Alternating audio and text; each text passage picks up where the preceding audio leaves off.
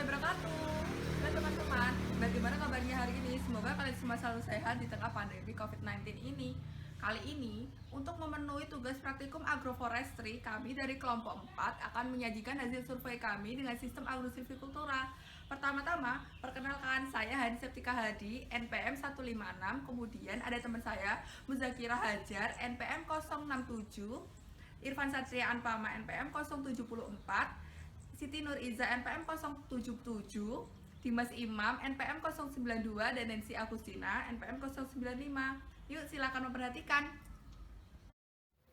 Pengertian agrosilvikultura. Pengertian agrosilvikultura menurut Kamus Besar Bahasa Indonesia, agrosilvikultura adalah pertanian rakyat yang dilakukan di areal kehutanan. Agrosilvikultura merupakan salah satu bentuk komponen dari agroforestry, kehutanan, pertanian, dan peternakan.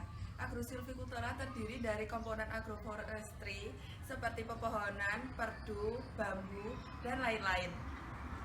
Salah satu penerapan agrosilvikultura berada di Kecamatan Kepanjen, Kabupaten Malang, seperti berikut.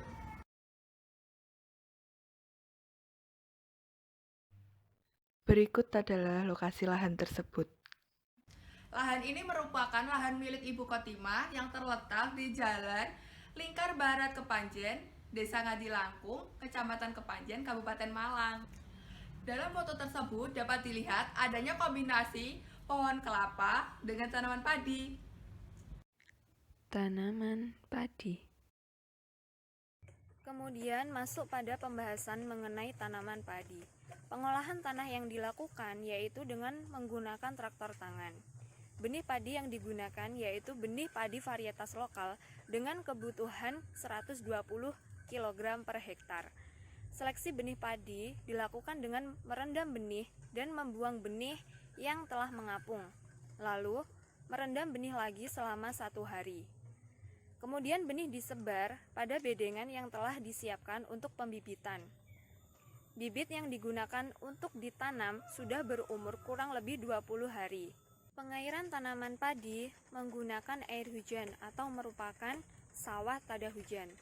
Pemupukan dilakukan 2 kali selama masa tanam. Pemupukan pertama dilakukan saat padi umur 15 hari setelah tanam dengan menggunakan 50 kg pupuk daun buah ditambah dengan 50 kg pupuk ZA. Kemudian pemupukan kedua dilakukan pada 30 hari setelah tanam dengan menggunakan 50 kg pupuk ZA ditambah dengan 20 kg pupuk urea. Dengan menggunakan teknik sebar. Penyiangan tanaman padi menggunakan obat atau menggunakan herbisida yang dilakukan sebelum pemupukan. Kemudian pengendalian hama dan penyakit tanaman. Hama yang ada yaitu hama tikus dan hama burung pipit. Hama tikus dikendalikan dengan memberikan obat racumi yang dicampur dengan gabah. Kemudian hama burung pipit dibiarkan saja karena kerusakan yang diakibatkannya tidak menyebabkan kerugian secara ekonomi. Selain itu, penyakit tanaman juga diabaikan oleh petani karena tidak sampai menyebabkan kerugian secara ekonomi. Padi yang ditanam dipanen pada umur 100 hari setelah tanam. Hasil yang didapatkan yaitu 2 sampai 2,4 ton per hektar, itu apabila normal, tidak terjadi serangan hama atau penyakit. Namun apabila terjadi serangan tikus, hasil yang didapatkan hanya 400 kg per hektar saja. Kemudian pasca panennya dijual kepada tengkulak tanpa dilakukan pengeringan terlebih dahulu. Pohon kelapa. Buah kelapa ditanam dengan tujuan memaksimalkan penggunaan lahan. Pohon kelapa tidak dilakukan pemeliharaan, begitupun dengan hama dan penyakit pada pohon kelapa diabaikan oleh petani karena dianggap tidak merugikan ekonomi. Bagian yang diambil dari pohon kelapa adalah hanya buahnya saja yang dilakukan setiap 1 bulan sekali. Hasil dari panen buah kelapa berkisar antara 10 sampai dengan 30 buah kelapa. Buah kelapa tersebut sebagian kecil dikonsumsi sendiri dan sebagian besar dijual kepada tetangga. Permasalahan dalam sistem agrosilvikultura.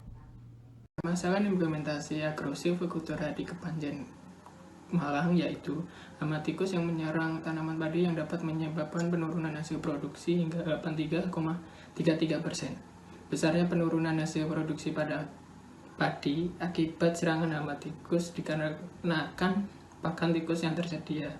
Selain padi, pakan tikus berasal dari kelapa dan dari dalam rumah dikarenakan lahan tersebut di belakang rumah. Saran pengendalian yang dilakukan untuk menekan perkembangan hama tikus dapat dilakukan dengan beberapa cara, antara lain: yang pertama, pengendalian secara kultur teknis, yaitu membuat lingkungan tidak mendukung bagi tikus. Sanitasi lahan atau membersihkan sarang dan tempat persembunyian tikus seperti membersihkan tumpukan kayu atau pelepah daun kelapa. Yang kedua, pengendalian secara mekanis, yaitu pengendalian dengan menggunakan berburu gropiokan atau alat perangkap seperti gambar berikut. Bubu perangkap tikus dipasang pada pematang dalam sawah dengan jarak 50-100 cm. Pada saluran irigasi atau di antara pematang dalam dan luar sawah, dipasang pagar plastik setinggi 60 cm, ditegakkan dengan ajir bambu setiap jarak 1 meter.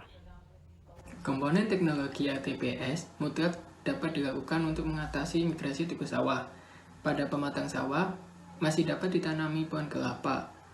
Hama tikus dari pohon kelapa tidak dapat masuk ke dalam penanaman padi dikarenakan adanya penghalang. Selain itu, pengendalian dapat dilakukan dengan cara biologis, yaitu dengan menggunakan musuh alami, yaitu menggunakan predator burung hantu, kucing, anjing, dan ular sawah. Pengendalian secara kimia merupakan alternatif terakhir, yaitu menggunakan redontisida dan kemonsterilan sebagai bahan pemandul. Sekian video dan penjelasan dari kelompok kami, semoga dapat bermanfaat untuk kita semua. Assalamualaikum warahmatullahi wabarakatuh.